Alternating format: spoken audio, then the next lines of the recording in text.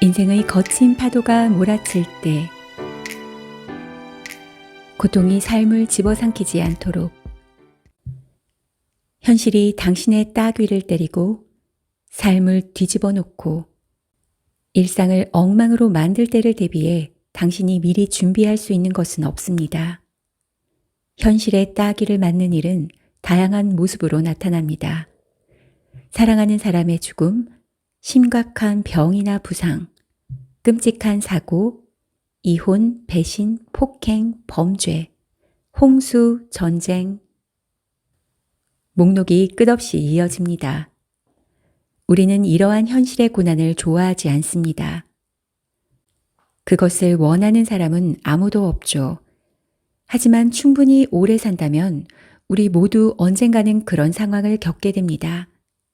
한 가지 확실한 건 고난의 강도가 셀수록 고통이 더 크다는 것입니다. 때로 그 고통이 너무 강하고 견딜 수 없어 신경세계가 감정의 스위치를 끄고 우리를 무감각하고 텅 빈 상태 또는 우울증으로 이끌기도 합니다.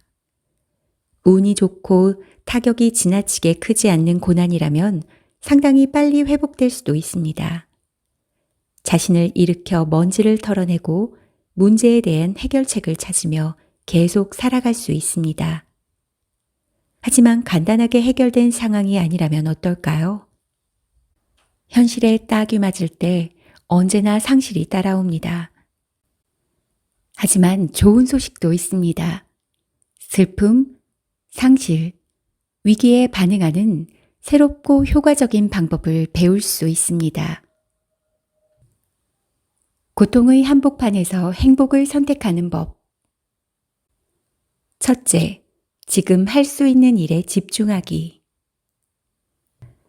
첫 번째 단계는 두려움과 불안의 감정이 불가피하다는 사실을 인정하는 것입니다. 미래에 일어날 일은 통제할 수 없습니다.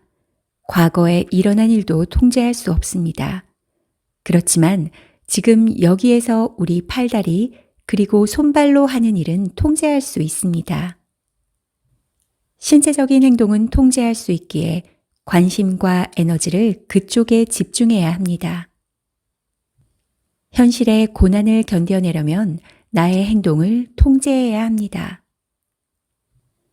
밖으로 나아가 신선한 공기를 마시고 중요한 결정을 내리지 않도록 해야 합니다. 기억하세요. 자기 돌봄을 위해 엄청난 노력을 들여야 하는 건 아닙니다. 매번 이를 닦고 샤워를 하고 건강한 음식을 먹는 것, 그것이 바로 자기 돌봄입니다. 친구들에게 연락하고 좋아하는 음악을 듣거나 이 책을 읽는 것 역시 마찬가지입니다. 그것이 무엇이든 작은 자기 돌봄의 행동은 중요합니다. 둘째, 자신에게 친절하게 말하기. 삶의 역경에 처했을 때는 얻을 수 있는 모든 친절이 필요합니다. 그런데도 우리는 이 친절에 쉽게 다가가지 못합니다. 우리의 마음이 우리를 비판하게 만들고 비판하고 다그칩니다. 이럴 때일수록 자신을 친절하게 대하는 법을 배우면 고통에 대응하는 삶이 우리에게 던지는 모든 문제를 훨씬 더 잘 다룰 수 있습니다. 집중하고 맑은 정신으로 편안한 자세를 취합니다. 의자에 앉아 있다면 몸을 앞으로 약간 기울이고 등을 곧게 펴고 어깨를 떨어뜨리고 발은 바닥에 부드럽게 올려놓습니다. 이제 나를 힘들게 하는 것들을 꺼냅니다. 일어난 일을 떠올리고 그 일이 내게 어떠한 영향을 미치고 있는지 잠시 생각해 봅니다. 그리고 어떤 힘든 생각과 감정이 떠오르는지 주목합니다. 이제 고요하고 친절한 내면의 소리로 자신에게 천천히 그리고 부드럽게 말합니다. 무슨 말을 해야 할지 모르겠다면 이렇게 말해봅니다. 이건 정말 힘든 일이야. 내게 친절해야 해. 자, 이제 잠시 멈추고 무슨 일이 일어나는지 살펴봅니다. 원한다면 심호흡을 합니다. 그런 다음 다시 한번 친절하게 그 말을 반복합니다. 잠시 멈추고 무슨 일이 일어났는지 다시 살펴봅니다. 이제 마지막으로 자신에게 따뜻함과 관심, 위로가 스며들도록 그 친절한 말을 반복합니다. 자신에게 친절히 말하기 연습을 여러 번 시도한다면 분명 변화가 있으리라 확신합니다.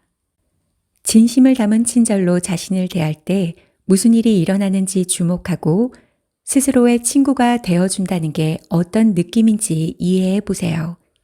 현실이 강력한 일격을 가할 때 자기 친절은 최고의 아군이 되어줄 것입니다. 셋째, 알아채고 이름 붙이기. 안개 속을 걸어본 적이 있나요? 숨이 턱 막히고 제대로 볼 수 없고 걷기도 힘듭니다. 그런데 심리적 스모그 속에서 길을 잃었을 때는 보통 그것을 깨닫지 못합니다. 그러면서도 걱정과 생각을 곱씹거나 집착에 사로잡혀 몇 시간이고 헤매며 보냅니다.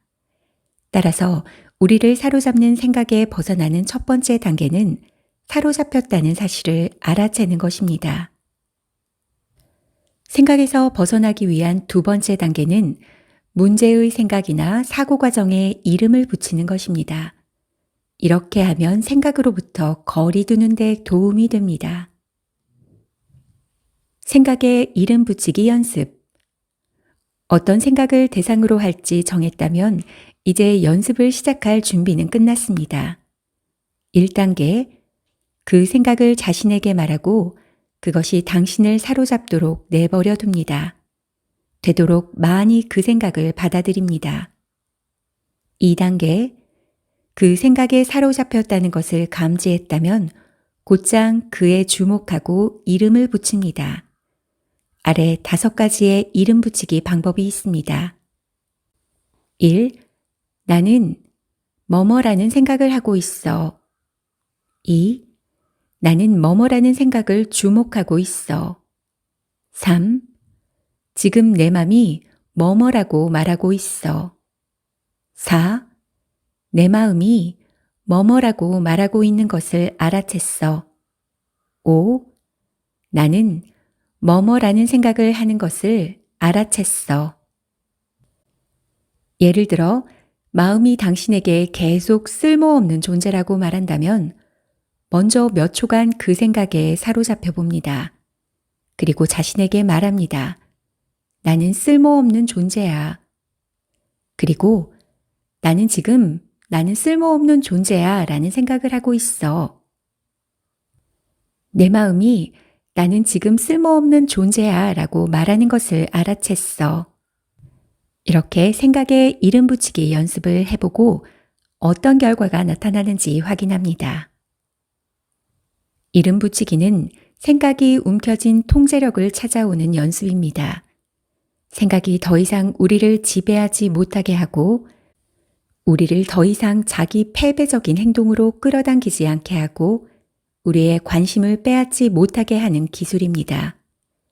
그럴 때 우리는 현재에 집중하고 참여할 수 있습니다. 넷째, 있는 그대로 내버려 두기. 호흡이 뭐가 그렇게 중요할까요? 왜 그토록 많은 종교적 의식이 호흡에 열광하는 것일까요? 구약 성서에는 하느님이 흙으로 남자를 만들고 콧구멍에 숨을 불어넣어 생명을 주는 내용이 나옵니다. 고대 그리스 신화에서는 프로메테우스의 신이 진흙으로 인간을 창조하고 아테네 여신이 그에게 숨을 불어넣어 살아나게 합니다. 영혼이라는 단어는 혼 또는 호흡을 의미하는 라틴어 단어 스피리투스에서 유래했습니다. 마찬가지로 히브리어인 루아도 일반적으로 호흡 또는 바람을 의미하지만 영혼을 의미하기도 합니다. 그러면 호흡과 영성 간의 이 강력한 연결을 어떻게 설명할 수 있을까요? 호흡이 있는 한 당신은 살아있습니다. 살아있다는 것은 당신이 의미 있는 뭔가를 언제나 할 수 있다는 뜻입니다. 호흡 연습이 우리를 매우 진정시켜주고 편안하게 해준다는 것입니다. 호흡은 감정의 폭풍 가운데서도 마음의 평안을 누리고 안전과 고요의 감각을 느낄 수 있게 해줍니다. 생각과 감정에 사로잡혔을 때 현실감을 되찾고 지금 여기에서 일어나는 일로 돌아오기 위해 우리는 호흡에 집중할 수 있습니다. 숨을 들이쉬고 참았다가 내보내기 연습. 천천히 크게 숨을 들이쉬고 폐에 공기가 가득 차면 숨을 참습니다. 되도록 오래 숨을 참습니다. 몸속에 숨을 가두어 두는 동안 압력이 점점 높아지는 것을 느껴봅니다. 계속 숨을 참습니다. 감각이 어떻게 점점 더 강해지고 불편하는지 주목합니다. 더 이상 숨을 참을 수 없을 때 천천히 부드럽게 내쉽니다. 숨을 내쉬는 단순한 즐거움에 감사합니다. 숨을 내쉬는 감각을 주목합니다. 긴장이 풀리는 것을 느낍니다. 배가 수축하고 어깨가 내려오는 것을 주목합니다. 숨을 내쉬는 단순한 즐거움에 감사합니다. 어떻습니까? 감사함을 느꼈나요? 지금 이 순간과 자신에게 집중하는 느낌을 알아차렸나요? 평온함과 고요함을 느끼셨나요? 불편한 생각에 사로잡혀 뭔가를 단단히 붙잡고 있다는 사실을 알아차렸다면 그 다음에 할 일은 정말이지 매우 간단합니다. 당신을 사로잡고 있는 것에 이름을 붙이고 숨을 깊이 들이쉬고 셋을 센 다음 아주 천천히 그것을 그냥 놓아주십시오. 이상은 인생의 거친 파도가 몰아칠 때 고통의 한복판에서 행복을 선택하는 법의 책 속 지혜였습니다. 고난과 고통은 예기치 않게 우리의 삶에 스며들기에 책 속 지혜가 여러분의 삶에 유연하게 적용될 수 있기를 진심으로 바랍니다. 감사합니다.